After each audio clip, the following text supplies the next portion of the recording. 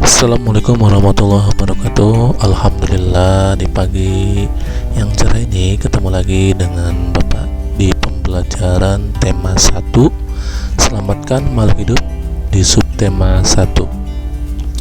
Sebelum kita memulai pelajaran kali ini, marilah kita berdoa bersama agar pembelajaran kali ini diberikan kelancaran. Berdoa dimulai.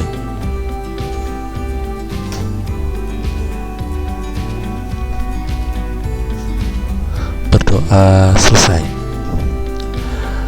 Tak lupa Bapak selalu mengingatkan kepada kalian semua untuk selalu menjaga prokes atau protokol kesehatan dengan cara memakai masker, mencuci tangan, dan menjaga jarak agar kita terhindar dari virus corona.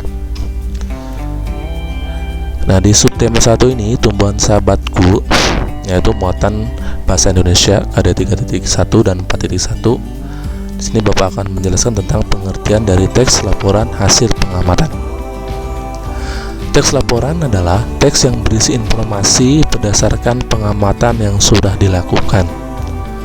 Jadi teks laporan itu berisi tentang: satu, ada informasi umum; kedua, adalah kumpulan fakta-fakta; dan yang ketiga adalah simpulan.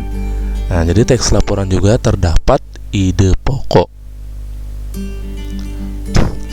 Ide pokok dan informasi penting. Jadi setiap paragraf yang baik itu pasti memiliki ide pokok, karena ide pokok itu adalah ide atau gagasan yang menjadi pokok pengembangan suatu paragraf. Ide pokok ini terdapat dalam kalimat utama. Nah, nama lain dari ide pokok adalah gagasan utama atau gagasan pokok. Dalam satu paragraf hanya ada satu ide pokok. Kalimat utama adalah kalimat yang di dalamnya terdapat ide pokok paragraf.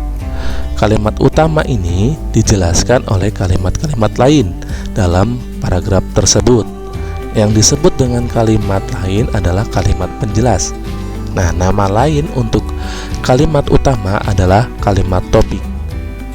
Kalimat penjelas yaitu kalimat yang menjelaskan kalimat utama. Jadi kesimpulannya, di dalam kalimat utama itu ada kalimat penjelas yang menjelaskan pokok paragraf tersebut. Nah, di sini ada sebuah contoh sebuah paragraf. Nah, Bapak akan bacakan paragrafnya. Selain nasi dan jagung sebagai makanan pokok masyarakat Indonesia, terdapat pula singkong. Singkong termasuk tanaman umbi-umbian. Pada tanaman singkong, bagian yang dijadikan makanan pokok adalah umbi akar. Nah, ini adalah satu paragraf. Nah, di dalam paragraf tersebut ada yang dinamakan dengan pokok paragraf atau ide pokok.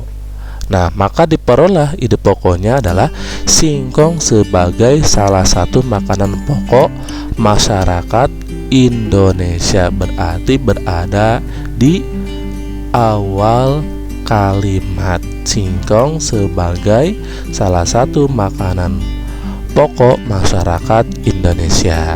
Nah, ini adalah cara untuk menentukan ide pokok.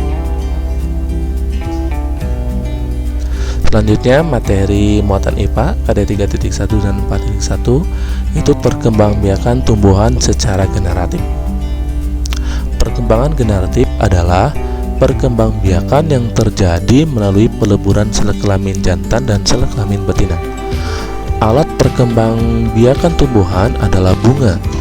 Bunga memiliki benang sari atau alat kelamin jantan dan putik alat kelamin betina. Jadi yang menjadikan alat kelamin jantan itu disebut dengan benang sari dan alat kelamin betina disebut putik. Nah, ini adalah bagian-bagian dari bunga. Nah, ada mahkota, ada benang sari, ada kelopak, ada dasar bunga, ada tangkai bunga, Ada ini yang dimakan dengan bakal biji, yang ini tangkai putik, yang ini kepala putik, yang ini adalah tangkai sari, dan ini adalah kepala sari. Nah, nanti ini sama kalian digambar di buku tugas ya. Nah, untuk nanti belajar yang dinamakan dengan bagian-bagian bunga. Perkembangbiakan pada tumbuhan, yang tadi udah dijelaskan, ada perkembangbiakan generatif yaitu secara kawin terjadi melalui proses penyerbukan dan pembuahan. Kedua, perkembangbiakan generatif pada tumbuhan diawali dengan penyerbukan, yaitu melekatnya atau jatuhnya serbuk sari ke kepala putik.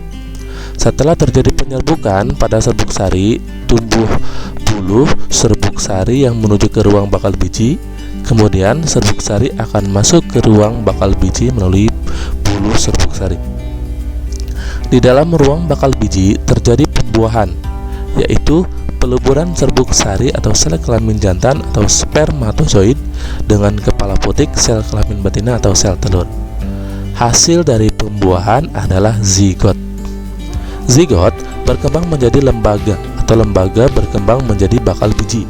Bakal biji berkembang menjadi biji dan bakal buah. Kemudian bakal buah berkembang menjadi daging buah. Lembaga yang berada di dalam biji merupakan calon tumbuhan baru. Tumbuhan yang berkembang biak secara generatif antara lain padi, mangga, durian, dan jambu. Nah, ini adalah proses dari perkembangbiakan generatif sebagai berikut. Yang pertama adalah terjadi proses penyerbukan, yaitu serbuk sari jatuh ke kepala putik. Terus dilanjutkan lagi dengan terjadinya proses pembuahan, yaitu serbuk sari sel kelamin jantan melebur dengan sel telur sel kelamin betina. Nah, setelah itu menghasilkan pembuahan atau menghasilkan zigot. Setelah menghasilkan zigot, nah zigot itu tumbuh menjadi embrio. Nah, embrio itu atau disebut juga dengan tunas tumbuhan yang berada di dalam biji. Nah, setelah itu biji itu berada di dalam buah. Lalu biji yang ditanam akan tumbuh menjadi tumbuhan baru. Nah, ini biji yang ditanam itu akan tumbuh menjadi tumbuhan baru. Nah, setelah tumbuh, tumbuhan barunya akan tumbuh menjadi tumbuhan dewasa. Tumbuhan dewasa berbunga dan menghasilkan biji kembali. Nah, ini adalah proses perkembangbiakan generatif. Macam-macam penyerbukan. Nah, di sini ada 4 macam penyerbukan. Pertama adalah penyerbukan sendiri. Nah, ini adalah penyerbukan sendiri. Maksud dari penyerbukan sendiri adalah serbuk sari jatuh di kepala putik di bunga yang sama. Jadi penyerbukan sendiri itu serbuk sari jatuh di kepala putik di bunga yang sama. Nih, perhatikan yang Bapak tunjukkan ya. Terus yang kedua adalah penyerbukan tetangga. Ini yang dinamakan dengan penyerbukan tetangga, yaitu serbuk sari jatuh di kepala putik pada bunga yang masih satu tumbuhan. Nah, ini bunganya satu tumbuhan ya. Jadi serbuk sarinya itu jatuh di kepala putik pada bunga yang masih satu tumbuhan. Ya, ini disebut dengan penyerbukan tetangga. Terus penyerbukan silang. Nah, ini penyerbukan silang namanya. Ya, jadi serbuk sari itu jatuh di kepala putik pada bunga lain yang sejenis tetapi berbeda tumbuhan. Nah, lihat, perhatikan. Ini tumbuhan ke-1, ini tumbuhan kedua. Jadi yang dinamakan dengan penyerbukan silang itu serbuk sarinya jatuh di kepala putik pada bunga lain yang sejenis tetapi berbeda tumbuhan. Yang terakhir adalah penyerbukan bastar. Nah, serbuk jari di kepala putik pada bunga yang berasal dari tumbuhan yang berbeda. Lihat ini ya. Ini bunga yang kedua sama bunga yang ketiga itu berbeda, yang dinamakan dengan penyerbukan bastar.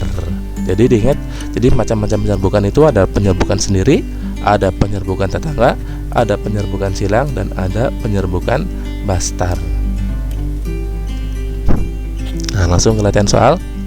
Soal yang pertama itu adalah tentukan ide pokok dari paragraf di bawah ini. Bapak ada satu paragraf ya, nanti kalian tentukan ide pokoknya ada di kalimat mana yang termasuk dalam ide pokok yang sudah seperti Bapak contohkan tadi ya di atas tadi.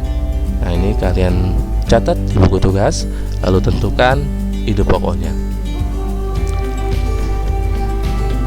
Nah, yang kedua, sebutkan hewan-hewan yang membantu penyerbukan bunga. Nah, ini Bapak kasih contoh satu, ada hewan lebah. Nah, hewan lebah ini membantu penyerbukan bunga. Nanti kalian cari lagi hewan-hewan apa yang membantu penyerbukan bunga. Oke, cukup sekian tugas hari ini. Ya, semoga nanti kalian bisa mengerjakan dengan baik. Tak lupa juga setelah selesai mengerjakan tugas, kalian tutup dengan doa dengan mengucapkan alhamdulillah Rabbil alamin. Wabillahi taufiq wal hidayah. Assalamualaikum warahmatullahi wabarakatuh.